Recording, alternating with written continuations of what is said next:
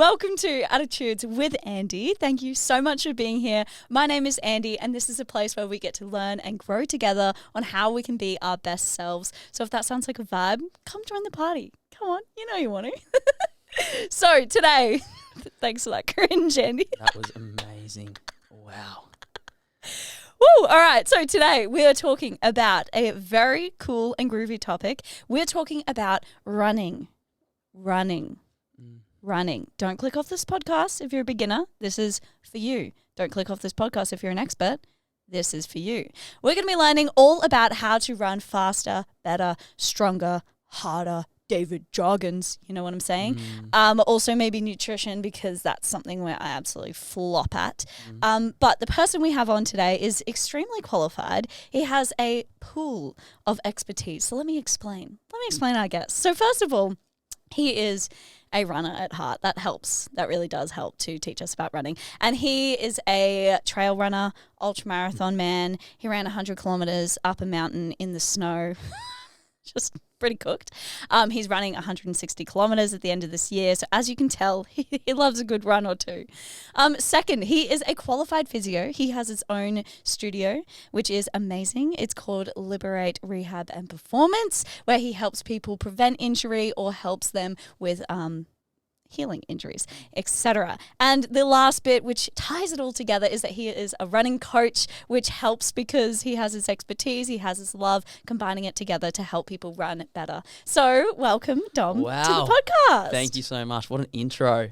That was brilliant. I heard you did really good intros, and I just wanted to see what mine was, and that was amazing. So thank you very much.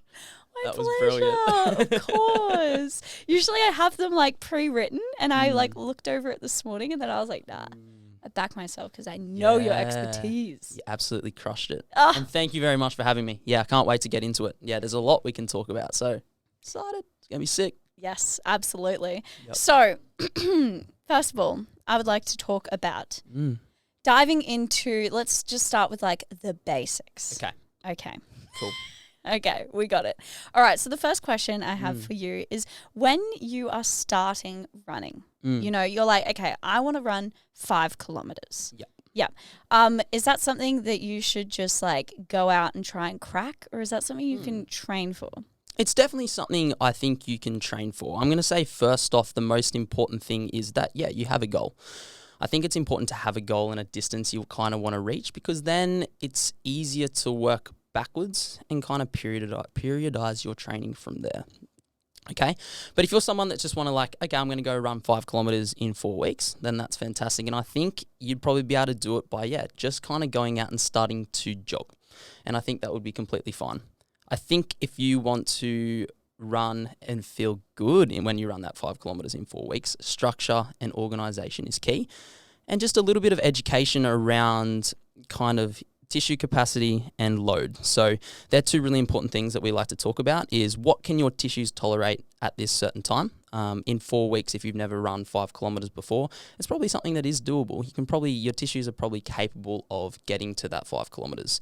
And then when we talk about load, it's the same sort of thing. So load is kind of the distance you might want to run. Okay, so can your tissues tolerate 5 kilometers in 4 weeks? Yeah, I think for most people that is a doable thing. So I would say the basics around it is, you can definitely run 5 kilometers in 4 weeks. What do you mean by tissue load? Okay, so there's a few things I need to clear up. So I will use big-ish words and phrases and things in this podcast, and I will do my best to explain what that means. So load is kind of the accumulation over time of, your feet hitting the ground. Okay, so that's load. So for example, if you went out and ran, I don't know, every day and you ran 5 kilometers versus someone that went and ran just twice a week and went and ran 5 kilometers, the load of the person that's running every day, the 5 kilometers, is going to be higher than the person that isn't. Okay. And what happens is when our load increases, our tissue capacity for that load, so the ability of your tissues to tolerate the amount of running that you're doing, that increases over time. However, what happens is if your load goes up, but your tissue capacity isn't ready to tolerate the amount of running you're doing, that's when injuries occur, okay? So it's really important that we find a nice balance, and we find that balance early. Because what can happen if someone's like, okay, I'm going to go run 5 kilometers straight away without doing any kind of build up, increasing their volume a little bit over time, what happens is they tend to get sore. Their recovery is poor because they're not giving their body enough time to recover between runs or something like that. And what they will find is that they will typically get injured and they just won't recover well at all, and it won't feel nice. And we all want to feel nice when we go for a run. It doesn't want to be something that's just like, because if you go and run 5 kilometers straight away, you got to imagine that is going to kind of suck, and it's going to kind of put you off running. And that's what happens to people a lot, is they'll be like, all right, I'm just going to go run 10 kilometers now. And it's going to suck, and they're not going to like the feeling of it. And that's where people tend to get put off running. They go, oh, I don't actually think I want to do that again because 1, it hurt during, 2, it hurt after, it hurt a week after, and now I can't really function in my day-to-day life because I can't really walk upstairs properly. Yeah. So that's what tends to happen. So true. I feel like a lot of people, including myself, I've done this in the past, where you just like go hard and fast and loose, baby. And you're just like, all right, I'm going to run 3 times a week. I'm going to run 10K as my long run instead of like building up to it. And I really want to talk about that too, is I've got a cool little analogy for you all. Okay. So I want you to imagine that you're Captain Cook. Okay. You've just come to Australia and you're ready to kind of inhabit the land or whatever it is, or you're just building a city. You're someone that's new and you want to, it's flat. There's nothing there and you want to build a city. Okay. So you're going to start off, in order to get to places, you're going to start building roads. Okay. You're going to want roads that are going to get you from point A to point B. And over time, as the population increases, we're going to want to build more roads so we can get to more places. Okay. And that's basically is what happens when we run. So I want you to imagine that your blood vessels are roads. And over time, we increase the ability and we increase the number of blood vessels that go to our muscles, okay, through increasing our load and getting fitter and just running more. That's just what happens. That's physiologically is what's happening. It's called increasing your peripheral capillary kind of density, okay? It's called capillarization. So I want you to imagine, you're building more and more roads, and over time as the population increases, your muscles get bigger. Let's say the population is your muscles increasing in size. You're going to need to build more roads, and the more roads that get built, the more oxygen can go to muscles. The more oxygen that goes to muscles, the better you get at running, and then, you're able to run further, and it's easier because the ability for oxygen to get to those muscles via the more roads you've built increases. So imagine you went out, someone that hadn't built those roads, the ability for oxygen to get to the muscles is a lot more difficult than someone that's got heaps and heaps and heaps of roads for the oxygen to get to the muscles to fuel your running, okay? And then when we talk about other things, like if you want to build highways, you want to get to the muscles faster, that's when we need to incorporate a little bit of speed work into your running. Highways, we go 100 k's an hour versus roads, they're just 60 kilometers an hour. So if you just want to run far, that's awesome. Just build more small roads to get to your destination at 60 kilometers an hour. If you want to run faster, build some highways. Go 100 kilometers an hour. Get that neural, increase the ability of the nerve fibers to kind of stimulate and get those highways, get there faster. That's what I would say. That's my analogy that I like to use with a lot of runners. Build more roads, run further. Build highways, run faster. Ooh, I love it. And we can build both? You can build both. Of course you can. But that's up to how you train, okay? So a lot of people, I would say, don't incorporate much speed work into their training, purely because, one, it's hard. It's not fun. There's a buildup of lactic acid. Your recovery is less post-speed work. But I want you to imagine if you're someone that's like, I want to run a marathon in sub 3 hours, which is an awesome feat, and it's quick. That's not easy. If you just did all your training nice and slow, okay, you're not going to be able to get to your goal in the time that you want to get there. Your body's going to revolt. It's going to hate it when you go and get to the marathon and go, you know what, I'm going to increase my speed today and try and run at 30 minutes less than what my general PB is. Your body's going to revolt and it's not going to like it. You're not going to get there. So adding speed work into your training, building highways in order for the muscles to fire faster and to develop the physiological processes to cope with the fact that now you're running faster is really, really important. So of course you can do both.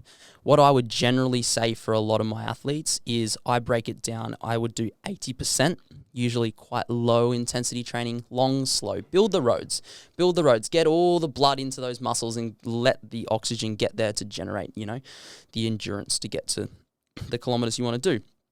But then the other 20%, I usually break it up into about 12% tempo work and then some speed work on the track. That's building your highways and your Gold Coast Highway versus your Pacific Motorway, okay? Your Pacific Motorways, your speed work, your Gold Coast Highways, you kind of, you're in between. It's more your moderate to high intensity work. So having all that allows you to build a big city, a big town, get to one place to another quicker and more efficiently. So your running economy is going to increase as well. So yeah. Cool. I really like that analogy. And that just made me feel a lot better because when I first started running, as I said before this podcast, I was like, I literally struggled to run a kilometer straight. Yeah. And then you think oh my God, I'm so unfit. This is so bad. But I guess running is such a unique thing. You're putting all your weight on one foot and then quickly transferring it onto the other. So even if you do tons of cardio in the gym, if you go into running and think, oh, I can just run 5 or 10K, is that true or should you build up still? I think if you've got an aerobic base, so say you're someone that's a cyclist your whole life, what still happens is you can still build those highways. You can still build those roads to get to the muscles. However, you've got to think about transferability. You're going to transfer in terms of the cardiovascular ability. So your heart, the ability to pump blood out is going to be great because you've done some cardio work on the bike. However, you've got to think about other things. When we run, it's a weight-bearing sport. So when you cycle, it's not weight bearing, okay? You're kind of just cycling. You're not actually putting pressure down on. And when we run, it's 2.5 times body weight. Whoa. Okay? So the ground reaction forces, it's 2.5 times body weight. So for example, if you're someone that weighed 80 kilos and you went and ran 10 kilometers, 80 times 10 times 2.5. So you'll say your body weight is 80, 2.5 times that, 160, 200. So 200 times 10. Versus someone that was 60 kilos and went and ran that, it makes a big difference as well. So you've got to think about the weight that's going on to each foot. And this is not both feet. That's whatever. It can sometimes be up to 10,000 pounds of force or something. Lots of force compared to walking with each step. And what that does to joints, what that does to muscles, it's different than just, I'm going to cycle, now I'm going to go run. It's going to be a lot different to someone that just runs. Yeah, so you have that kind of ability to tolerate load and force. Yeah, okay. Wow. I think because on the Gold Coast, there's a really big running culture. So then in my mind, I'm like, oh, well, they're all running 5, 10, 15. I should be able to do that too. And it's you might be able to, but then again, you should be building up slowly. Yeah, it's one of those things that we often compare to those above us. We like to, because the Gold Coast is such a place, such a running culture. Everyone's running, everyone's fit.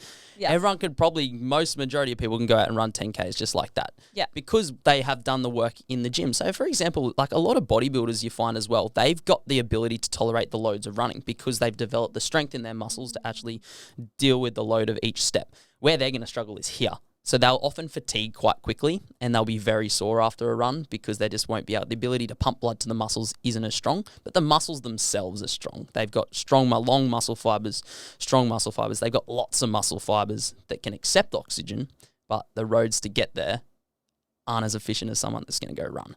So yeah, I think it's one of those things that I think if we compare up, it's not going to serve us best. So it's important to always have your own structure, your own organization, even surround yourself with people that are at a similar level so that then you can have accountability in that kind of container without always comparing up. Because sometimes we go to, running clubs or running events and things like that, and there's people out in front. There's nothing worse for me too than a runner passing you on when you're going for a run and you're just like, oh, I want to kind of keep up with them. But it's about switching your mindset to go, you know what, I've got structure, I've got organization. This is what my coach told me to do today. This is going to best serve me in the long run. Therefore, you know what, I'm going to maintain my pace. I'm going to let my ego slide. I'm going to listen to myself and I'm going to run the tempo or the time that I want to run today. Yeah, I like that. Yeah, letting your ego aside. Because at the end of the day, no one cares, if you're passing someone, I don't think fuck, I'm a legend. Yeah. It's just, I've noticed in the past in myself, I'm like, oh, that person's passing me. I don't like that. But then Yeah. over time, like, the last few years or so, I don't really give a hell if someone passes me. I'm like, yeah, it doesn't really matter. I've got my own thing that I'm doing today. I know this is going to benefit me in the long run. And the more we educate people about that, the better. The more we educate people that running slow is actually the best way to build more roads. That's really important, I think. Yeah, I think running slow it's got to be 80% of your training. 80% of your training, if you're someone that wants to run a long distance, it's important because, one, you recover better. If you run slow and long, you recover better than someone that goes and runs 10 kilometers fast. That's just basic science. That's just science. That's just how it works. Okay, so we need to normalize running slow, guys. Please. Hells yeah. There's a running group called the Turtle Run Club. Oh, I love it. Which they say brilliant. this is not a place for PBs. Yes. I was like, my people. Yeah, that's amazing. Yeah, I think we need more of those around because, it's important. Run slow. Yeah, definitely. And I have gladly been the last person quite often in run clubs. I'll just be like, because they're all running so fast. Yeah. And I'm like, no. You should be able to speak in full sentences. Not just, a few words here and there. If you're not speaking in full sentences when you're on your slow run, you are running too fast. And that's what I say to all my athletes. I'm like, if you're running with someone, do you think you speak in full sentences right now? And a lot of them go, oh no, I probably couldn't. Full sentences, not just one word. So it's like when you go to a run club, I want you to test yourself next time. Talk to someone while you're running. And if you cannot speak to them without getting out of breath in full sentences, then you're going too fast. That's just their own internal cue. Because sometimes if you look at your watch, sometimes it's a great measure. It's a great objective measure. We can look at our heart rate. You can look at your kind of how many steps you're doing and things like that. It's called a metronome. You kind of can count your steps. But if you're able to look within yourself, and it's really easy to talk to someone when you're running, when you're in a run club or something like that, and you can't speak in those full sentences, then that's a great internal cue to go, okay, I need to slow down right now. Yeah. Yeah, it's one of my favorites. Yeah, it's a good one. That's what I used when I was training, but I was running by myself. Yeah. So I would just... Yeah, when you're running by yourself, it is a lot harder. No, I just spoke out loud just to test it. I sometimes like to give athletes music. Oh. Like music with a certain tempo for each step. Really? There's stuff out there. Yeah. Any banger songs? Tay-Tay? Or I usually use... It depends. A bit of deep house, kind of Hayden James stuff's usually cool. I can throw a little bit of that in there. Rufus. Yeah, Rufus. That's always good because you got a nice consistent beat and things like that. But sometimes I literally just tell them you can kind of measure and use a clicker. And that's what each step's got to be. Which can get repetitive and not very fun over a long period of time. But eventually your brain's going to learn that that's the tempo you want to run and it'll just get programmed in there. So, using those step counters can be really important. Is that because people go too fast? Oh, yeah. So it's usually that they're not. It usually needs people need to slow down. It's people, not that people need to speed up. It's people need to slow down. Dom, you would love to train me. I would be your best client because I'm like, oh yes, slow. And obviously we look at things like heart rate training zones and things like that as well. That's a nice objective thing where you can look at where it's got a measure. Okay, so if you're running slow, you want to be around that 130, 140 beats per minute range in your slow runs. And that, for a lot of people, that's almost like a fast walk. It's that slow sometimes for some people. In an untrained athlete that hasn't done a lot of running, it can sometimes be almost like a fast walk to just a trot. And is that what they should be doing? And that's where they should be to start with. To start with, But over time, your body's going to adapt as you build more roads. You're going to build more roads. You're going to your heart itself, your stroke volume's going to increase. So each blood pump out's going to increase. Complete cardiac output's going to increase, which means you're going to be more efficient. Okay, so the ability of more blood to get pumped out along more capillaries to muscles that are getting stronger as well, because you're going to be doing some strength training as well. Really important. Yes. Within it. It's just going to get stronger over time. So it's important. Sick. Slow, baby. Okay. So I want to talk about strength training, but before we do, go. I want to play a quick game. Go. And the game is really you just answering questions. And the first question is, can I please list a number of distances and pretend this is a beginner runner training for this distance? Yep. How long would you train for that particular distance? Okay? Okay, go. Okay, so the first distance is 5 kilometers. 5 kilometers. This person has They've never run before? Never run before. I think we would want minimum 8 weeks. To run 5 kilometers. Okay. Yeah, minimum. If someone's never run before, you're talking about someone that's never run. Well, they're not a toddler. So I'm talking about like, so if, for example, my mum Okay. doesn't run. My mum you got to think this is someone that's never run before. So I'm going to use my mum as an example. She never runs, and she did like 1.5 kilometers and was gassed, like absolutely gassed. Yeah. And that's like going to take time for the body to adapt. So a 5 kilometers, yeah, for someone that's never run before, depending on what their athletic background and things like that. But someone that doesn't have an athletic background, I would say, yeah, up to 8 weeks, it can take that long. And that can be something really cool for someone if they've never run before. Okay. So yeah. True. Let's go 8. All right. I'm not gonna say 4. I'm gonna say 8. Okay. And let me just give you an imaginary person just to base this off. Let's give it an imaginary person because that actually helps. Okay, so their name's Polly. I'm basing this off the statistics of people who listen to the podcast. Okay, their name's Polly. They're aged 22. Yep.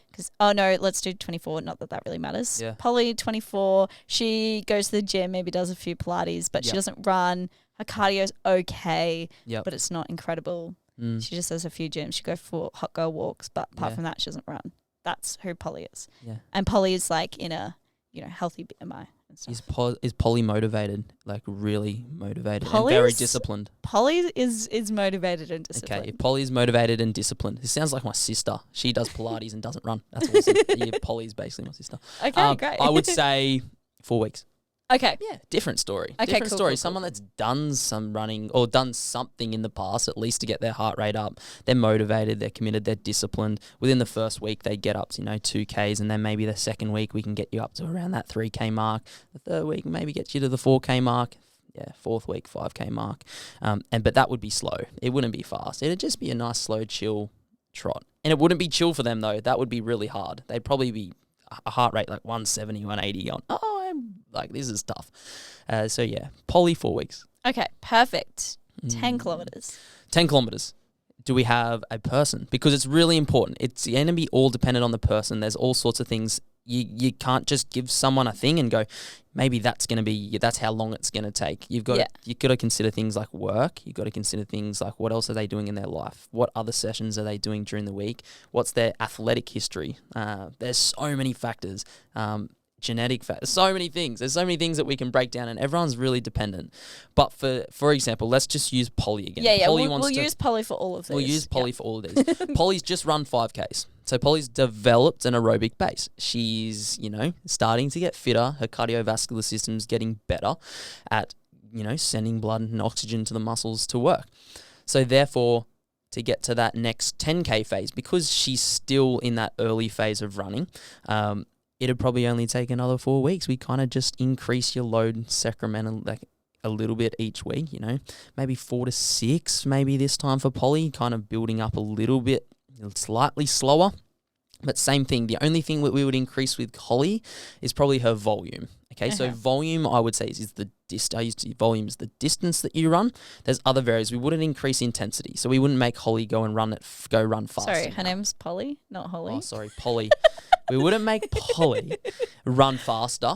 We wouldn't make Polly go run hills. So that's the type of training you're doing. Yeah. We wouldn't make Holly now go and run every day. We might just say, Holly, you know what? We're going to continue to make you train. Or did I say it again? Polly, we're just going to get you to continue running 3 times a week. Yep. And you're going to just continue doing that. Say you did 5Ks on one day. The next time you run, it might be 5.5Ks. And then the third run, we go back to 5Ks. We don't want to build you up too much this week. Another 4 to 6 weeks. Okay. Yeah, without changing other variables, just changing volume, like the distance. Yeah. Okay. It's doable. Perfect. Next one I have for Polly. She's loving this. She wants to run half a marathon now. Yeah, she wants to run a half marathon. We've got the Gold Coast Marathon coming up in July, I believe, as well. So at this stage, Polly's just done a 10K. She's feeling really good. She's running, 6-minute 30 kilometers. She's kind of chilling, cruising. That's starting to become easy for Polly.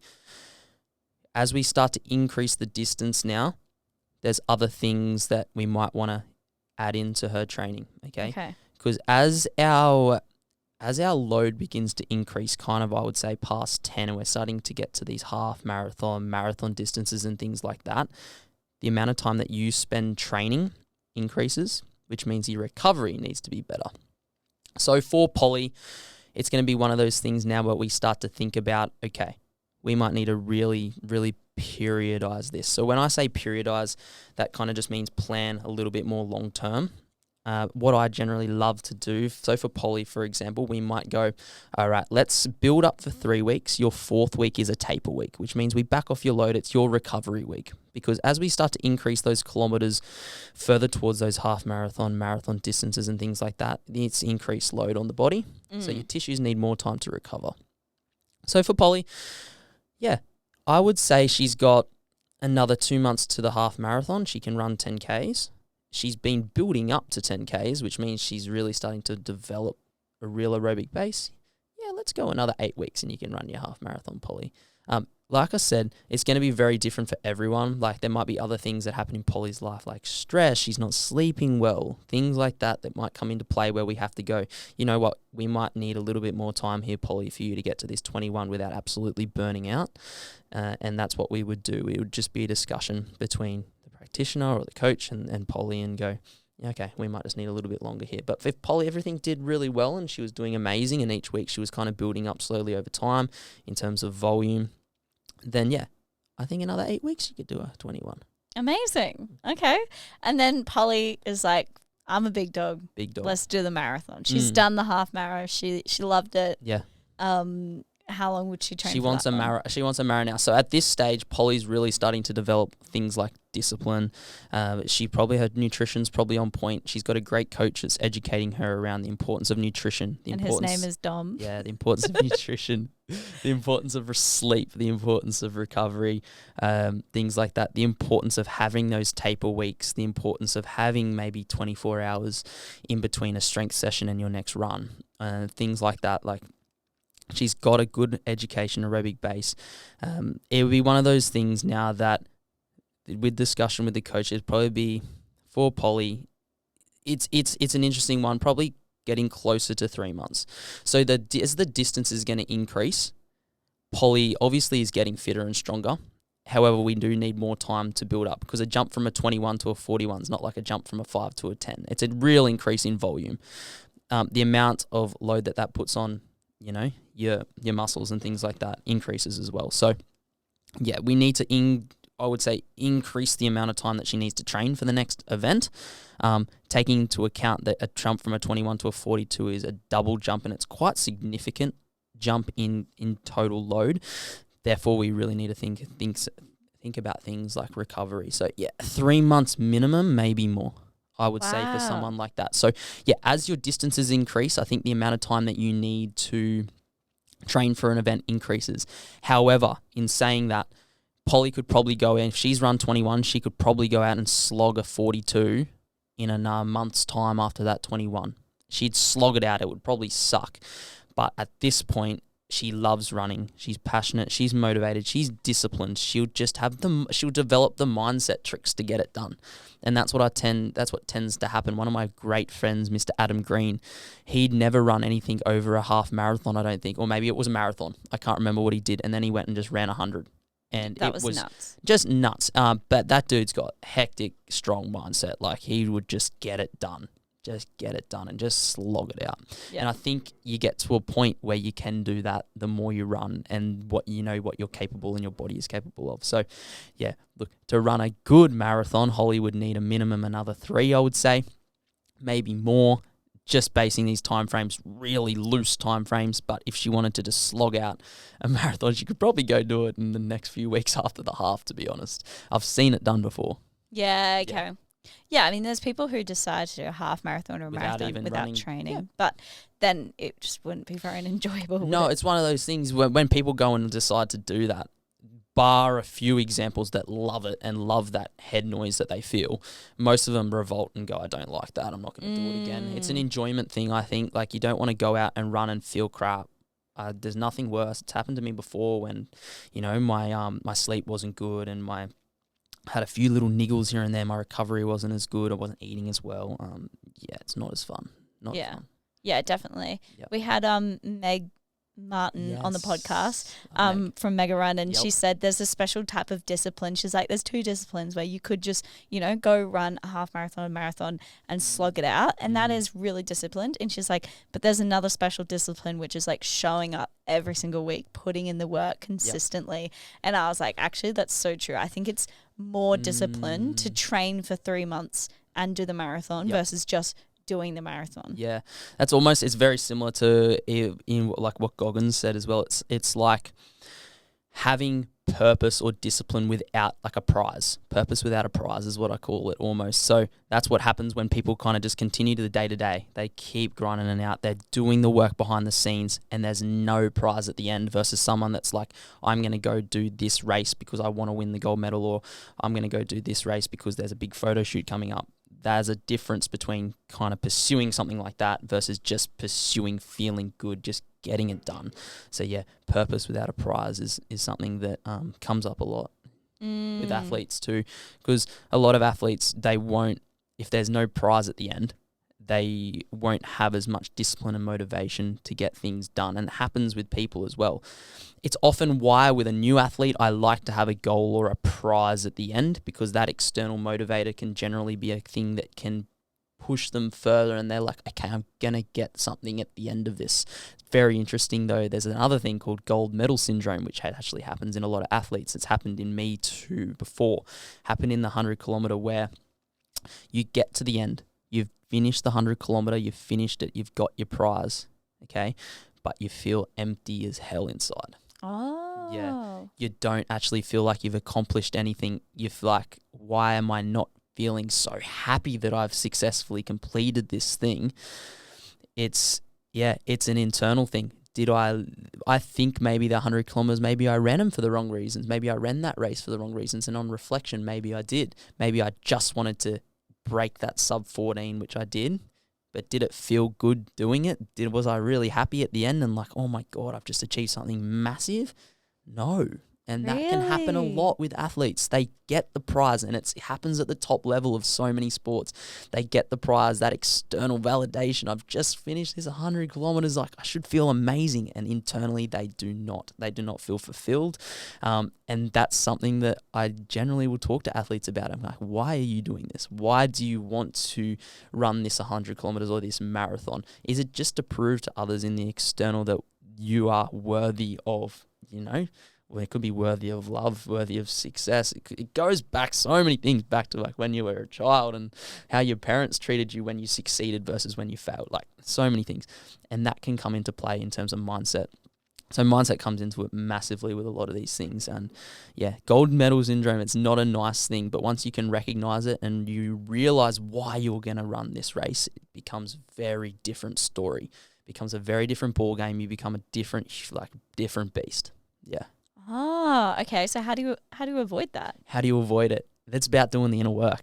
This is where you've got to go internally. This is beyond running now, I find. We're going into trauma on this podcast. Going into, and it can be that sort of thing. It's about going within and going, all right, internally, why am I running this thing? Is it for me? Is it for me to prove to myself that I am, worthy of this or this or this? Or is it just because I love this? Am I so passionate about this that I love the feeling of waking up every day and knowing that I'm going out there, I'm getting in the kilometers and I'm just crushing it because it's for me. It's not for anyone else. It's not to prove to my dad that I'm an absolute beast and successful and all this sort of thing. It's not to prove to my friends that I'm this, that I'm making all this money or whatever it is.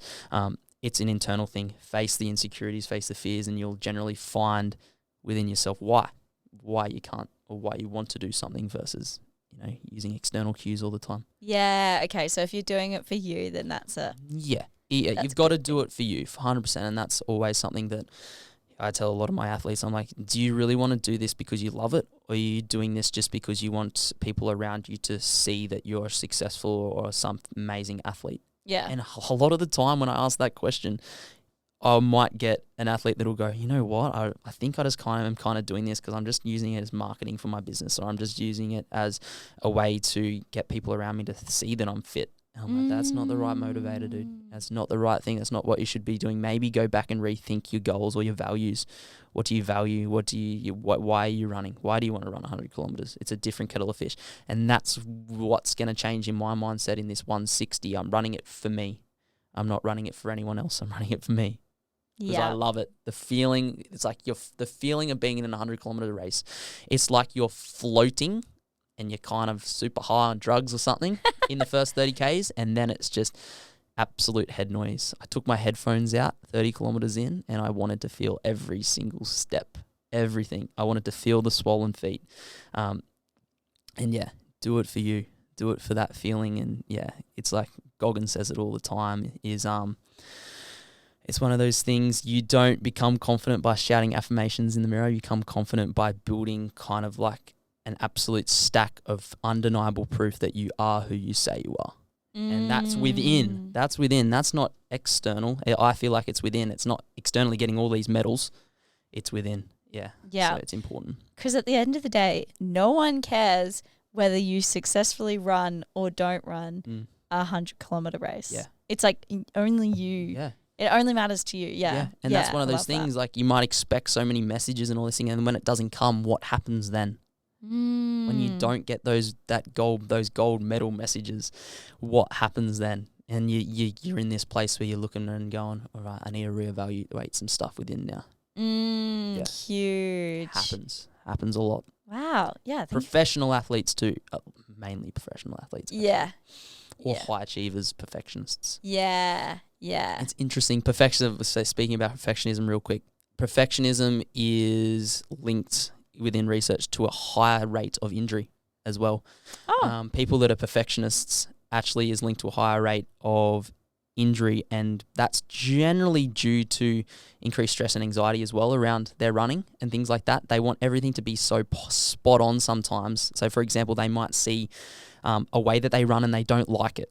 Okay, so for example, their biomechanics of their running, they're like, I don't like the way that I look when I run. So therefore they're like, I might change it. And what that actually does when you change something too far to an extreme, or you change the way you run when you don't have pain, you generally start to get pain and then get injured. So it's really interesting.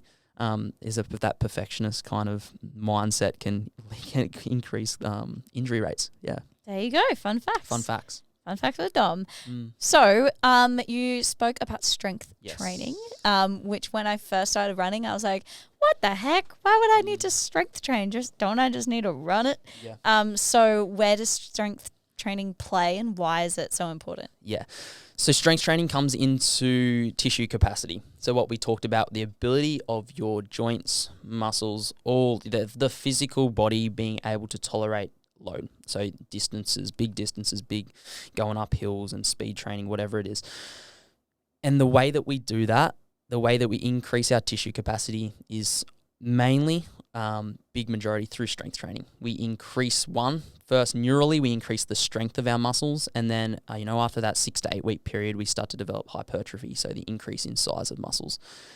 With my strength training and with strength training in a lot of athletes, there's generally I periodize it. So periodize it in meaning that I really structure it out really nicely over a season. So say, for example, an athlete wants to run two marathons in a year. One's in autumn, one's in spring. Your off season is going to be kind of after the marathon. We recover, and that's where strength training comes into it. So I like to structure strength training 2 to 3 times a week, usually around 3 times a week in an off-season phase when you're about 4 or 5 weeks out from a competition. At that point, that's where we can kind of develop increases in strength and increases in hypertrophy so that the tissues are ready to tolerate more load as your training increases in volume, okay? And then as soon as you get closer, say you might be getting 8 weeks out from the race, I usually back the strength training off to 1 to 2 times a week. It doesn't have to be a lot at all. Okay, so a lot of research out there has actually proven that 1 to 2 times a week, even 1 is enough to maintain the muscle that you've developed when you were in a strength or a building phase. Okay, so during those times where we need performance, we want to back off our strength training because strength training increases muscular fatigue, which means we need longer times for recovery. And when we're closer to a race, we're talking about performance. We don't want an athlete that's sore, that's fatigued all the time because they're in the gym lifting too heavy weights. So yeah, in your off-season phase, more strength training, around 2 to 3 times a week. As you get closer to your performance and you get closer to your race day, whatever it is, you back it off to, you kind of 1, something like that, just to give your body and recovery more time. If we're going to talk about someone that's just a novice runner, that's not really doing a great amount of, kilometers and things like that, I think definitely 2 to 3 times a week at least is going to be a thing that's going to be suitable for them. Really important with your strength training though, because of the amount of fatigue that's generated when we do our strength training, the neural input, so the ability of the nerves to kind of fire the muscles and develop strength. What happens is the fatigue rates are a lot higher than that with that sort of training compared to just going out and doing a jog. Okay, so what you need to do is 24 hours at least recovery time, or you might, for example, have a slow run in the morning, not too long, and then do your strength training in the afternoon. That's cool. Oh, so you can double up. Yeah, you can, of course. But you got to be really mindful of the intensity of the run. It's got to be slow, especially on a strength training day. But with with a novice runner, I probably wouldn't program a strength day and a running day in the same day, just because their tissues won't tolerate that. And that's purely because you need that 24 hours for the muscles to recover, to regenerate, and to build. Okay, and what I would say is 24 hours, and then the next day you might do your long run or something like that. But 2 to 3 times a week is important, and the way we strength train is important too. So we don't want to be going into the gym and pumping out heaps and heaps of volume in terms of I'm going to do 4 sets of 15, like 12, or of like amazing, like so many exercises, and you're in there for an hour and a half. Is that going to really transfer really nicely to when you run? No, because you're going to be really, really sore, and it's going to take 3 days to recover. So it's important. I usually won't structure for a runner a strength workout that's more than 45 minutes. Doesn't need to be crazy amount of volume. Intensity, intensity can be high. And you might just be like, 2 sets of 10. Could be something like that. It really varies between runners. But it's important that we're strengthening muscles that we use in running, that we're not just going in there and doing a program that you found on the internet. It's got to be really specific to you and your body and how you run. So, for example, a runner might heel strike. Okay, they might land on their heel, which puts more load on their knee. Okay, and we might be like, all right, because of those increased loads that you're putting, we might need to strengthen up through the quads, so the quads knee can tolerate that amount of load that you're putting on it. Okay, so we might want to focus on some more quad strengthening. You might have someone that's opposite, and they've got really weak glutes, and they kind of run and they kind of hip hinge, and they're all over the place. All right, let's strengthen up the glute med, which is on the side, glute max as well, and give you strength training to help the tissues tolerate that when you run, because they're not quite at this stage tolerating that the way you're running. Let's strengthen them up so that they're better at tolerating that, rather than going into the gym and kind of following a generic program where it's kind of set up as pump out heaps of heavy back squats, or go in and do heaps of heavy leg extensions and expect that to transfer to your running and improve your running. It just doesn't work like that. It's really specific to the athlete, and the main muscles we work in running, calf Achilles complex is important, glutes really important, quads important to be able to tolerate the loading forces when we land, and things like that. Upper workouts for runners, look, I probably usually wouldn't need to program them too much within a performance phase close to a run, but maybe further out you might program one. But the amounts of upper body movement that we use when we run is not massive, particularly when we're doing endurance running. Sprint running's different. Sprinters need that upper body force because you've got velocity involved. So, that's a little bit of a rundown. I know that was an extended rundown because strength training is something that is really important to me with my runners in terms of injury prevention. Yeah, okay, because if you don't have the strength, you're just going to injure yourself? Yeah, so if you don't have the strength, so the tissues, so when we say tissues, muscles, joints, bone, if you don't have the strength to be able to tolerate, an extended run or something like that, say you're doing a 21K run on the weekend and your muscles aren't strong enough to tolerate each step over that extended period of time, the injury rate increases massively. I don't know what the statistics are. I was reading some statistics the other day about injury rates in strength training. It can be up to 2 to 3 times increased risk of injury, or even more potentially, if you don't have strength training involved in your program and things like that. So it's really, really important that the tissues have the ability and the capacity to tolerate, your longer runs or maybe your speed work and things like that, because everyone's going to have deficiencies. we're around joints, and that's just the human body. How we counteract them is strength training and modifications in the amount of running we're doing. And yeah, it's important, really important. Wow, there is so much that goes into running. There is so much more than people think. Yes. Literally just hearing this, I'm like, okay. Yeah, really, really, really important. I love strength training, and it's something I'll always, just the statistics and the research on it just prove it. It's just, it's essential for runners. Yeah, so good. Yeah. So at what point would you say, because, there are so many free programs out there on the internet. Obviously, they are not tailored to you. At what point do you reckon somebody could, be like, maybe I should get a coach? Yeah, I think if for someone that wants to become a bit more serious about running and really break down what your body looks like when you run, so looking at how you run, your biomechanics and things like that, and then someone that kind of wants to go well or, get a certain speed in a certain run. So say you want to go run the half marathon in under 2 hours and you've got a goal of doing that. I think as soon as you have a goal with your running, that's when you should think about getting a coach. So if you're someone that really wants to take it somewhere and see where it can go, I think that's the point where you might go, all right, I'm going to look into a coach and see if they can help me get to where I want, get from point A to point B. That's all the coach is. It's giving you structure and organization to go from point A to point B. If you're someone that likes that, get a coach. If you're someone that kind of just likes going out for runs, don't worry about it. No, that's fine. You can just be that novice runner that goes to run clubs. You're not going to need a coach because you're just not there to kind of improve in your performance. You will improve in your performance naturally over time in like a little bit. But yeah, it's not so important for just your general, weekend warrior. Weekend warrior. Okay. Yeah. Cool. But if you're like, I kind of want to run a half marathon or marathon comfortably, enjoyably, and you have I usually like to pick a time that we can do it in too, because then that gives you a real solid goal, like a 42 kilometers in 3 hours 30. Gives you a really nice thing to work, and then we work backwards. So I get the goal and I work backwards. That's how I usually structure my training. Yep. Yeah, interesting about the goal. When I ran my 25K, I was like, my goal is to go across the line. Yeah. Get across the line. And that's fine. And some people just want to get the distance done. Then we don't even need to talk about speed. We can just structure it so that you can comfortably get there. We'll put some speed training in though, just because it just means that if you do in the race get excited and go, I'm going to run a little bit faster, your body's not going to revolt. It's going to be exposed to a little bit more pace. So therefore it's going to go, okay, I'm comfortable at running this pace too, not just always running really slow.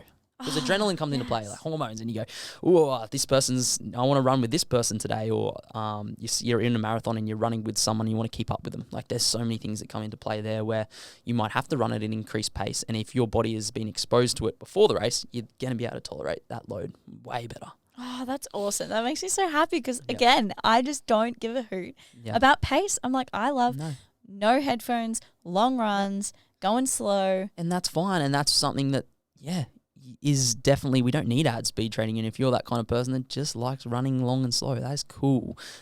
You'll get the distance done and you'll get it done comfortably, and that's fine. It's when someone wants to go, all right, I've got a time that I want to do. I really want to get this time. That's when we go, okay, what does your body, or what training is needed in order for you to get to that time? It's going to involve some speed training. So yeah. Cool. And how much do coaches usually cost, like running coaches? It depends. If you're a professional athlete, it's a different story. A running coach. So for example, I've got some exciting stuff coming up. I'm going to develop a running container, and I want to kind of take a selection of 10 runners to either the Gold Coast half or the Gold Coast full. Cool. I want it to be a container where you've got accountability from the other runners, you've got structure, you've got organization, you've got me as feedback all the time, you've got your plan, and it's going to be a container that's going to allow you to kind of get there and continue and stay motivated and have accountability for your running. So, something like that. Usually running coaches, it's generally what you'd get with, your typical online coach, $60-$80 a week, or, it could be more depending on what the coach kind of offers and things like that. They're generally pretty affordable for a lot of people that really want to do something about their running. Yeah, they're not, it's not that expensive. Yeah. Yeah. Awesome.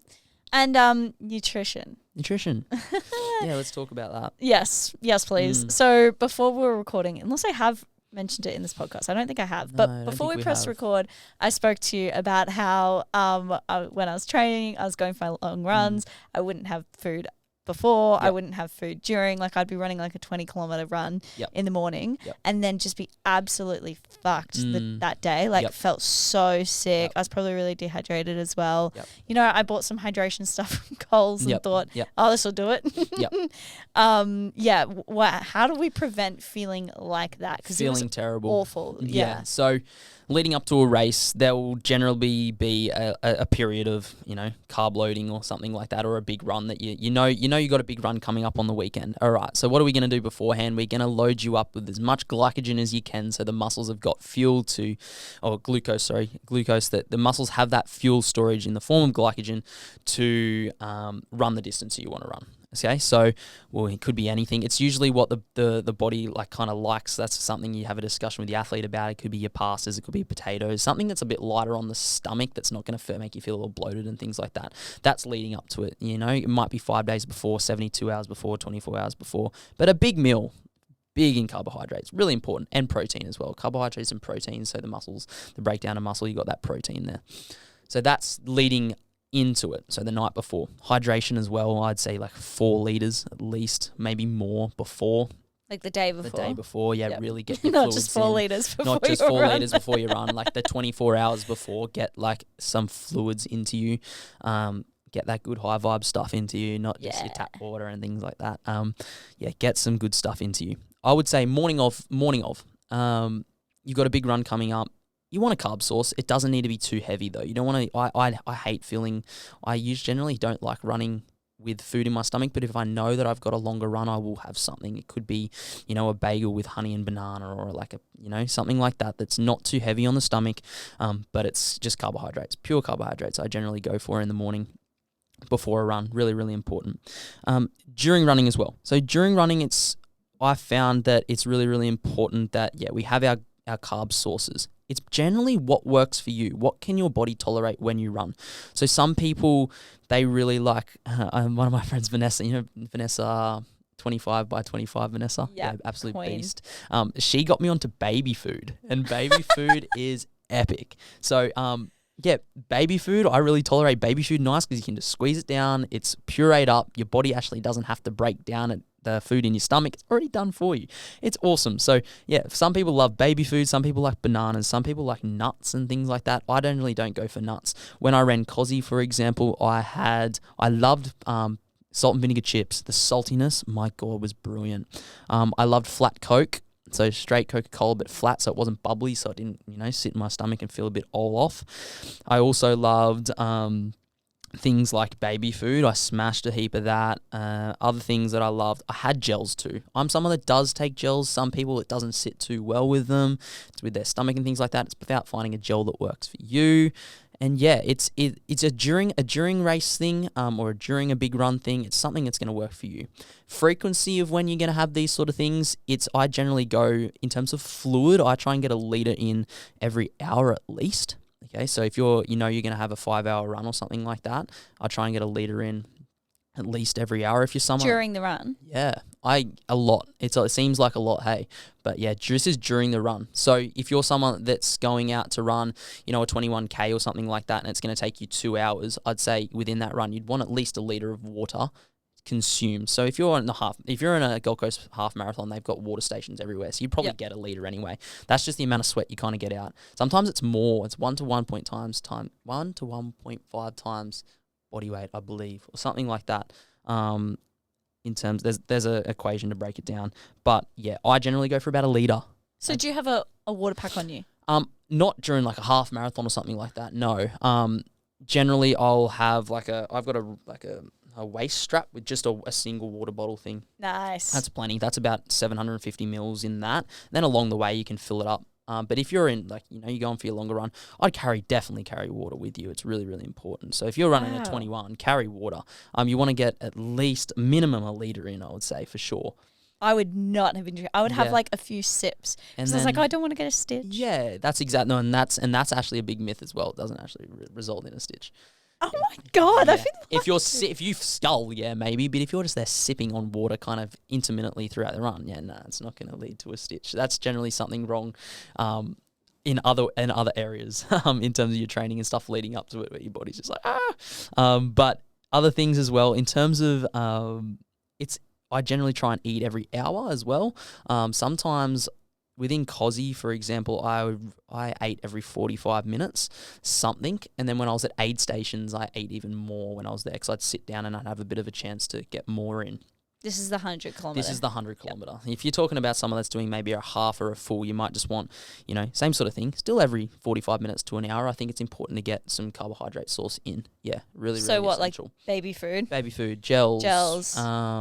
It depends. Salt and vinegar chips worked for me, so I liked them. It could just be, other things as well, like straight Coke or Coca-Cola is fantastic as well, or an electrolyte drink.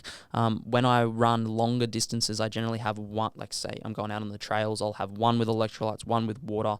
I'll have baby food, I'll have my gels, and I'll have, maybe some potato chips or something. It's just whatever works best for the person. There's no real structure. There's no real amount of time that you should eat. I usually just use general time frames and things like that. But yeah, really important during and then after, same sort of thing, getting protein and carbs in like a chunky meal. So, Like straight after? No, usually your body's not going to like it straight after. Yeah, usually I'm like, I don't want food. Some people like eating straight after. It's up to the individual. I usually kind of wait an hour and a half till I eat my big meal. After I might have like a muesli bar or something, just not as filling on my stomach. But yeah, hour and a half, high protein, high carbs, get some fats in, the healthy fats, avocados and all that sort of thing. Nuts are good as well. Post run, just to kind of refuel yourself, and yeah, that's where your recovery comes in. Really, really important. Post as well, that you're not just because you are. If you can finish a run and not be depleted in terms of your carb sources and all that sort of thing, you're going to recover so much better. You're not going to feel lethargic and fatigued and all that sort of thing. It's nutrition and the fluids as well. Fluids are really, really underrated. Like I see runners that go out without fluids and I'm just like, what are you doing? It can be one of those things where, for me, for example, if I go for a 10K run, I'm not going to take fluids because I'm done in 40, 45 or whatever it is. All right, big dog. Yeah, but for example, if you're someone that goes out and does and is running for over an hour and you do your 10K, then yeah, it's probably not a bad idea to take some water because your body's going to need it. Yeah, you sweat a lot, especially in Australia in the summer. Yeah, big time. Yeah. Wow. Okay. This is really empowering me. I'm like, okay, so I will be able to. Mm-hmm. So looking back on my mistake, I can't believe I ran with no fluids, no food. No wonder I felt ill. Yeah, and everyone says that to me. They're like, why do I feel so exhausted when I finish my run? I say, did you have nutrition? Did you have food and drink with you when you were running that big 21 or 40K? Nah, actually, I forgot to bring some. I just used the bubbler a little bit. Lucky the Gold Coast has bubblers everywhere that you can kind of get a drink, but I was like, nah, and that's why you feel awful today and the week after. Yeah. Okay. So carb load the night before. Drink lots of water the night before. Yep. Bring water on your run if it's the long run. Yep. Eat every 45 to an hour. To an hour. Have some gels if they sit well. If they sit well with you, some people don't like them, but yeah, if they sit well, have some gels in there. Smash them every 45 to an hour. If that's something that you like personally, it's a personal preference thing. What about pre-workout or coffee before a run? Yeah, coffee. With coffee, I will kind of have my coffee, for example, if I know I've got a long run coming up, at least 60 minutes before I have my run, just in case something pops up. Just in case something pops up, and I've been stuck out there a few times where I've had to run to a toilet and it's interrupted my run. So coffee or pre-workout, I think, is a bit hectic. I think that's just a bit much. When you run, you increase your heart rate, and if you got pre-workout too, that's just going to elevate it even more. Especially the stronger stuff like that. But I like coffee to give me that little bit of a buzz for sure. So yeah, 60 minutes before, at least, just in case the digestion, it goes straight through you. It depends. Australian coffee, by the way, goes straight through you compared to European coffee. Mental, yeah. Do you reckon ours is so much stronger? Don't know what it is. They've brewing up something mental over here compared to Europe. But yeah. So I would say good if you think you can tolerate it and you like, that little bit of a hit before, not a problem. Go for it. But just think about your timing. Think about your timing of it. So yeah, I usually won't have it at least till, 30 minutes after I wake up, and then I'll, wait 60 minutes, depending on the length of the run. Yeah. So if I'm driving out to the trails, it's just sometimes a 45 to 60 minute run, so I'll have it in the car with me, and that's cool. Yeah. And then I'll be able to, if anything comes through me, I'll be able to sort it out before the run. Nice. Yeah. Organized. So say you have a race that's like 30 kilometers plus. Yes. Morning of the race is starts at 7 a.m. Yeah. is kickoff. What time would you usually like wake up and have your food and have your so coffee? a preparation thing. So it's interesting for me personally. I do some breathwork and mindset stuff before I even. That's the first thing I do when I get up when I have a race day. Like I'll do some breathwork. I'll calm my nervous system down a little bit, okay, and get myself in a little bit of a zone because I'm pretty stressed out in the morning before a race generally. Okay, so it's like normal to be like normal to be pretty nervous, pretty stressed out. You've got a big event coming up, okay, so I try and relax myself a little bit when I first wake up.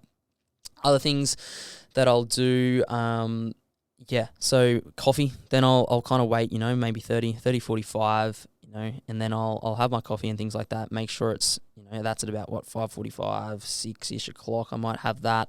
That gives me enough time. And then I'll have my food as well. I'll usually have my food kind of as I'm having my coffee. Usually it's better to have some food in your stomach before you consume that coffee. Yeah. So yeah, at least if I'm having it at around the same time, then that's cool.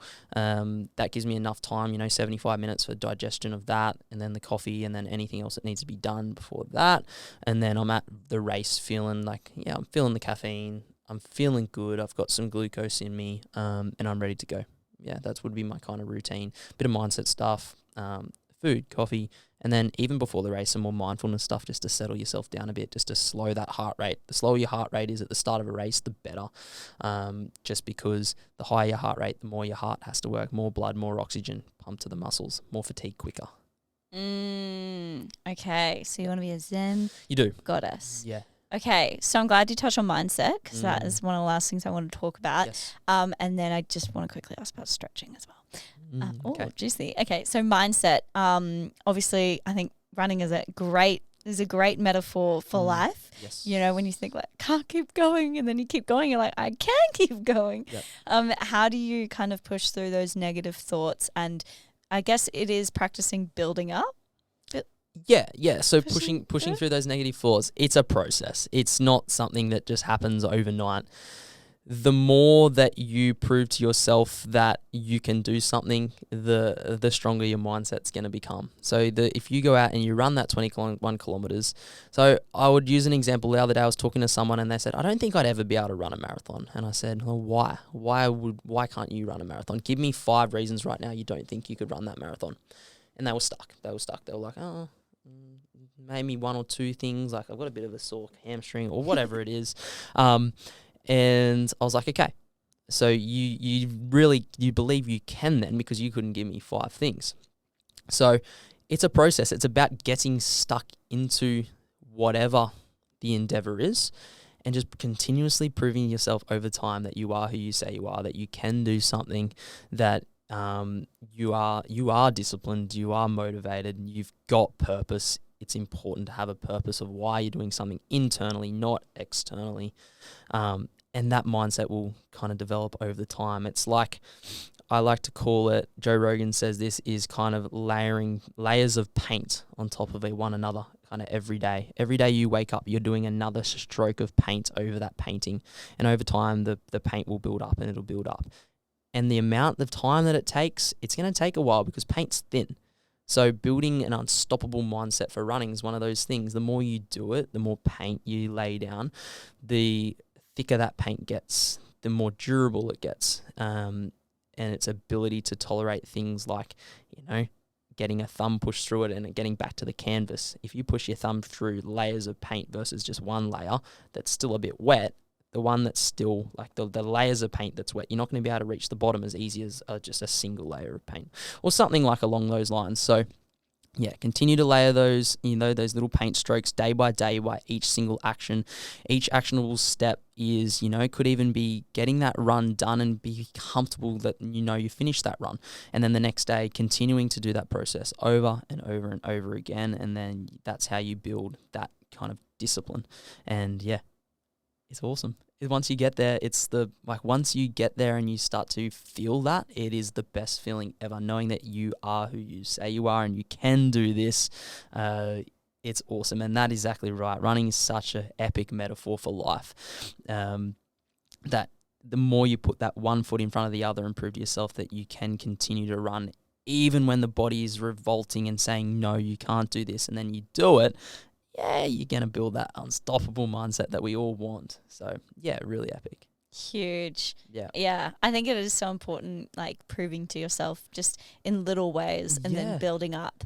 Being like, well, I've done that and I've done that and I've done that. Yeah. Yeah. If you can write a book of all your achievements, for example, if you went down and you're like, okay, what is everything that I have achieved in my life that really proves to myself, not anyone else, it proves to myself that I have the ability now to speak about this thing.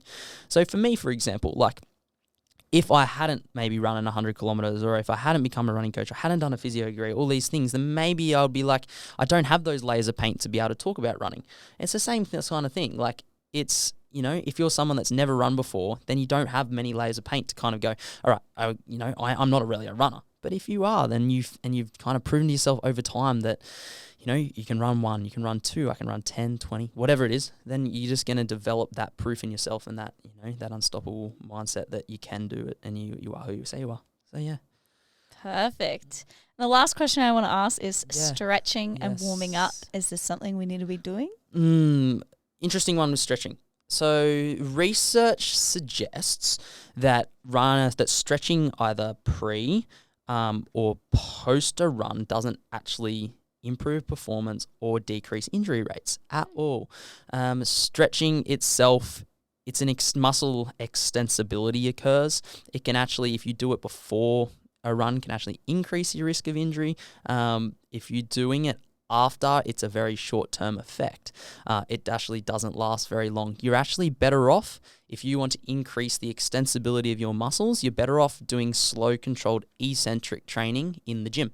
So what that means is, for example, the down phase of a movement. So it might be a Nordic curl, which is a movement for your hamstrings. You're focusing really hard on like a slow eccentric phase to extend the hamstring muscle out as long as you can, and then kind of pushing yourself back up. That kind of training, working on the eccentric phase, actually is better at producing long-term muscle extensibility effects than stretching. Stretching is quite short-term. It doesn't improve injury rates or performance. It can decrease performance actually more than anything. So for example, if a runner wants to do, if there was someone that's doing a lot of yoga and then wants to run a lot and things like that, can actually decrease your ability and your performance levels and increase injury risks. So yeah, really can be controversial, and people are like, well, what do you mean? Like, it feels really good when I'm more stretched out and things like that. It's a short-term effect. It doesn't last very long. Your muscle kind of goes back to its general fiber length quite quickly compared to eccentric training in the gym. That provides the stimulus for the muscle to actually increase in fiber length. And that's, proven by research. So if you're someone that wants to kind of increase their muscle extensibility, don't go stretching as much. Go into the gym, work on some slow, controlled, eccentric training. That's what I would say. Yeah. Wow, my whole life is a lie. Yeah, mental. Yeah, a lot of people go, what are the best stretches that you should do kind of straight after a run and things like that? I'm like, okay, this is how I explain it to them. Joe Blow and Polly, one of them stretched, one of them didn't stretch. What you would find is that, maybe Polly would feel kind of a little bit better after and things like that. But if they went and did another run after the next day, there'd probably be no difference between how they felt, to be honest. But if Joe went and did, say he'd be building up and doing lots of like slow eccentric training in the gym and all that sort of thing. And, warming up adequately is definitely important. You just don't go and run just cold. Okay, so you're meaning stretching, not warming up. Yes, this is stretching. Okay, cool. Stretching, not warming up. Okay. We'll get to warming up in a second. But yeah, stretching, not so essential post a run in terms of recovery and the actual recovery and things like that. But for example, warming up is really, really, really important. So the ability to get some blood flowing through the muscles before you actually start is essential. And I think if you're cold, then your injury risk is going to go up. But if you've got some blood flowing through the muscles, and make it specific to the movement of running, so it might be high knees, it might be some leg swings through, get the hamstrings going. That's really important. Calf pumps, all that sort of stuff, important to get us kind of going. And you're going to feel better too. It's a physiological, like a mental thing too, like a psychological thing. And warming up is really, really important. But in terms of recovery and things like that, the most important thing is always sleep. Sleep's number one. There's been some studies that have come out that those that get less than 7 hours sleep per night versus runners that get, 8 and more, there's a 1.7 times greater risk of injury in athletes. This is athletes in general, not just runners, in those that get under 7 hours sleep. 1.7 times. That is a lot in the grand scheme of things. So that was a study over time, like a cohort study where they got groups that weren't getting as much sleep versus groups that were getting a lot more sleep. And the ones that got more sleep had a 1.7 times decreased risk of getting an injury compared to the group that got less than 7 hours. It's 1 hour and it's making a massive difference like that. So sleep is number one for recovery, stretching not so much. And what about like foam rolling, ice baths, saunas? Yep. So other things like that. It's about when, for ice baths, for example, ice baths about the timing of when you use it. So if you're in a build phase, you're in a phase where you're doing a lot more strength training, I wouldn't recommend doing as many ice baths then, because what they do is they decrease the amount of inflammation. Inflammation is important for muscle growth. So if we're kind of doing ice baths in a growth phase, it's going to be actually counterproductive. However, if you're in a performance phase and you've got a race coming up, we want to decrease the amount of inflammation, as much inflammation as we can. We want to get it down. We want to get it down so that you're recovering quicker. So if we can decrease inflammation through things like ice baths, really important. That's why soccer players and stuff in a season will use ice baths a lot, but in post-season they won't, because they're in the gym, they're building muscle. Same thing with runners. Towards a race, in that 8 weeks leading up, ice baths are going to be a fantastic thing. The timing of it doesn't really matter when you kind of do it for when you're in the performance phase. You might go for a run and then do it after the run. That's fine. But if you go and do a gym session and do it after the run, that's counterproductive. So ice baths, yes, when you're in a performance phase, getting ready to run a race, but no, if you're in a build phase, and that, and other things in terms of saunas and things like that. I think saunas is more, I don't know a lot of the research and things around saunas and performance and running and things like that. But for me personally, how I've kind of seen it over time, it's more of a mental thing. Like lets me kind of settle into a parasympathetic state and slow my breathing, slow my heart rate. Feels good being in there. I feel refreshed when I get out. So yeah, I like saunas more for a mental thing. Yeah, just to really slow down and kind of unwind. So yeah, I'd say yes, saunas. I really do like them. Yeah. And what about those leg compression? Oh, the leg compressions. Things? Yeah, so the leg compressions, they have like P3 and rigs and things like that. Look, research isn't fantastic on them in terms of decreasing injury rates or increasing performance and things like that. It's another thing. It's a psychological thing more than anything. It feels kind of good to have the compressions on. It's flushing, it is, I suppose, flushing blood in and out of muscles and things like that to help recovery, but they're kind of a new thing. There's not strong research at this stage that says they're going to help with your performance or, your recovery and your ability to, get rid of DOMS, so delayed onset muscle soreness. It doesn't slow the effects of that. So, yeah. There you go. They feel great. They do feel great, and I must admit, I do use them because they feel great. Yeah. And it's one of those things. If there's something works for you, go for it. But is it life or death if you use it versus you don't know? No. Yeah. But ice baths, on the other hand, I really do like them when I'm getting closer to a run. Same sort of thing. The research is getting better with that sort of thing, and it's improving, but there's not really long perspective studies of lots of people to say that, yes, ice baths are the thing you've got to be doing to increase your performance in running and decrease injury risk. There's nothing really out that's too strong yet. Yeah. I feel like an ice bath would also practice the mental side of things. Yeah, for sure. Yeah. So I personally, same sort of thing. I like using them. I like using the compressions. I like the ice baths. I like the saunas. That's just me. And and everyone's different, but yeah. Yeah, I always say, if something's placebo and it's working, I don't care. I'm going to keep doing it. Oh, placebo effect's real. Yeah, I'm like, 100%. I don't care if it's placebo. Yeah, the link between your mind and your body's mental like that. Like, if your mind thinks that this is working, your body probably will too. Yeah, literally. And the issue is you can't study that. You can't study your mind like that. You can't study the link between your mind and your body. So, yeah. Crazy stuff. Yep. Is there anything else you'd like to touch on? I will have a look at... I had a bunch of questions. I think there were a couple of questions. Yeah, there were a couple of questions in there. We really we banged out a lot. I thought I was gonna have to look at this, but I'm so interested. Yeah. Okay.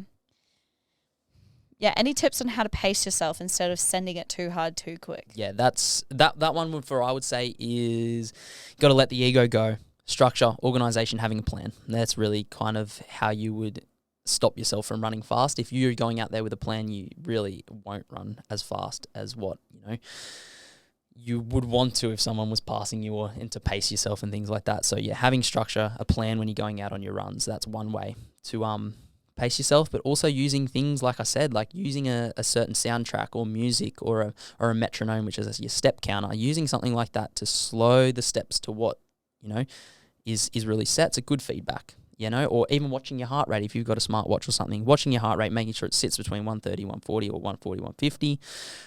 If you can watch those things, then that'll help with pacing. Just using different cues, external cues, internal cues in yourself. That's the tips and Love tricks. it. And then maybe also run with a friend who's gonna keep that pace. Yeah. So guys, if you want a slow running friend, hit me up. Hit me up. Yeah. I will go for it. Okay. Is it best to run more on your heels or the ball of your foot? This is an interesting one actually as well. It doesn't matter. That's the truth of it. It doesn't really matter. What can actually happen if we tell someone to start running in a different way? It can actually increase the cognitive load, which can actually be worse for someone. So they're going to start thinking, they're going to be like, okay, I need to start running on my toes more, which can be too much for the brain and then too much for the body. And that's when we can actually get increased injury rates. So yeah, the truth is it doesn't really matter. It'll depend on what kind of your body is feeling like. So for example, if you've got someone that is injured, then maybe switching them to more of a, say for example, they've got an Achilles tendinopathy or a calf strain or something. They're trying to kind of coming back from some sort of injury. What we might do is we might switch them from a forefoot strike, which is really on the toes, which really loads your Achilles and your calf complex a lot more, to a bit more of like a midfoot strike. So striking a little bit like you're squashing an orange, that kind of step. We might switch them a little bit more along the continuum that way, just to decrease the load on whatever it is. So it's dependent on the athlete and what they're suffering with, if they're injured. But I would say don't change your running style if you don't have pain, and two, it feels pretty good for you, because it's actually going to be better off kind of just staying with whatever currently works for you. If you start increasing your load and you start running a lot and then you start getting pain in some particular area, then we might think about it. But I will never change a style before I change things like the amount of running you're doing and stuff like that. I'll always change, load first before I change things like biomechanics. I'll do strength before I change things like biomechanics, because that's ingrained in us. Yeah. True. Okay, is there an optimum number of days a week to run? Dependent on your goal. That's the really short answer to that one. There's no optimum number of days to run per week, but if you do want to increase your cardiovascular fitness and capacity and things like that, then you want to be at least trying to hit maybe 2 to 3 times a week, and but even that number, that's really kind of not something that's set. It's all going to depend on whatever your goal is. There's no optimum number. It's a hard word. That's why I was like optimum. It is a difficult word to say. I would say, optimum. Look, find out how far you want to run first or something like that. Find your goal, and then we work backwards, and then we decide how many days a week to run. There's so many variables which we've kind of been through in this podcast as well that will influence the amount of days per week to run. So don't just listen onto someone and say, I'm running 5 times a week, and then go do it. That's maybe not optimum for you. So just, And you got to keep the enthusiasm. Yeah, like definitely. I wouldn't want to be running 5 times a week, but 3 days a week sat very well. 100%. Yeah, like 5 times a week for some people sounds like terrible, and it can be. But there's a few things. You might run 5 times a week but not run as much distance, or you could be someone that's running 3 times a week and running heaps of distance, and the total load of those things can marry up quite nicely. So it all depends on your goals and whoever the athlete is and what they've got going on in their life outside of it. Some people don't have 3 hours a day to run, so it's really important to think about those variables too. What about running in the heat? Is that something you should practice? Acclimatization, I think it's important. It's more so just to get your mind, so your brain actually used to running in that kind of thing. So before COSI, I went and ran at altitude or elevation gym, and I started to run at altitude, not to get the physiological effects of altitude training, because it takes quite a long time, and you've got to be in there for like 16 to 20 hours or something in a certain period of time. It's mental, but more so just to get your so that at least you've had exposure to it, so then you're comfortable in yourself in being able to run at a different altitude or a different heat or a different cold. We're lucky on the Gold Coast. A lot of our runs and marathons and things like that aren't during our summer. But if you are going somewhere where you think it's going to be hot, then it's definitely something I would do. It's same sort of thing if you're training for an ultra marathon race and you know you've got to have a 10 kilo kind of backpack with all your stuff in it. You need to kind of train with that backpack a decent amount of time to get used to having that, because the amount of load of having 70 kilos versus 80 kilos on your joints is massive over 100 kilometers. So yeah, thinking about those sort of things is important. Oh, cool. And I just thought of a question, and I'm not sure if you'll be able to answer this. So don't feel like you need to. But if you're writing a training program for a female and then she's like on her period or about to get it, will you like deload the amount depending on where their cycle's at? So remember, like I talked about like that 3 weeks on 1 week off kind of training structure. I would probably, for a female athlete, I would probably try and structure the deload weeks. Yeah, your recovery or your taper weeks around that, because they're the weeks you're going to have, decreased energy, all that sort of stuff.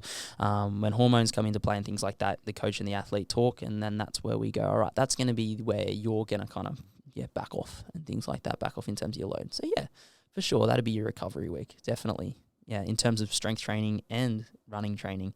Yeah. It would kind of be like, let's just kind of do what you feel like you can first off. And over time, you might be, be able to do a little bit more in one certain cycle versus another. Does it really matter in the grand stream of things? No. I'd probably rather a runner kind of just do one session a week. So a female runner, they might be like, all I can do this week is just one run. And I'll be like, you know what? That's actually fine to maintain the gains you've had. To maintain the gains you've made. You've had those amazing 3 weeks leading up to it. If you only want to run them once this week, then that's fine. You're not going to lose any fitness. Don't worry about it. We'll get back into it next week or whatever. So yeah. Wow. Thank you. No worries. Thank you for being knowledgeable about that and preaching it. Yes. Because I literally didn't even realize that your strength can decrease by like something crazy like 50% during a certain period of your menstrual cycle. That's exactly right. And you think about what happens when your strength decreases as well and you're still smashing your body with all this load. That's when things like burnout happen, and that's when we get injured. So it's really important. And you think about what is wrong with me? I'm like, I'm struggling to lift 5 kilos. And then you realize and you're like, wow, nothing's wrong with me. No, that's all good. Okay, I'm glad I asked that. Thank you. Yes, Thank you so much for this podcast. No worries. It's been amazing. We've been recording for almost an hour and a half. I know. Amazing. Yeah, so good. Love it. Flown by. It has. Yeah. Wow. So you have 2 awesome pages on Instagram. Yes. Where you teach a lot. I love it. Yes. So where can the people find you? My personal is just Dominic Morosini on Instagram. That one's going to be, it'll start to become a lot more running educational and things like that. I tend to throw a lot more of my running sort of stuff in towards that now. It's also personal stuff too, travel and all that sort of fun stuff that we have in life. I've also got my business page, which is Liberate, Rehab and Performance on Instagram too. That's going to be kind of more based around just educational kind of stuff in future and things like that. And where am I situated? We're in 44 Hutchins Street, West Burleigh. If you want to come in for a consult, if there's anything in your running you want to talk about, just message me on Instagram or book in via the link on the Instagrams. Come in, have a chat. We can talk about your goals and we can get you running further faster. Hells yeah, we love that. Guys, if you enjoyed this podcast, please feel free to screenshot it, put it on your stories and tag us. I also would love to know who's listening. I don't know why I cringe it when I do that. Yeah. And I would really love it if you guys did get something from this to give this a cheeky review, just so you can click the stars, whatever you want. That really goes a long way.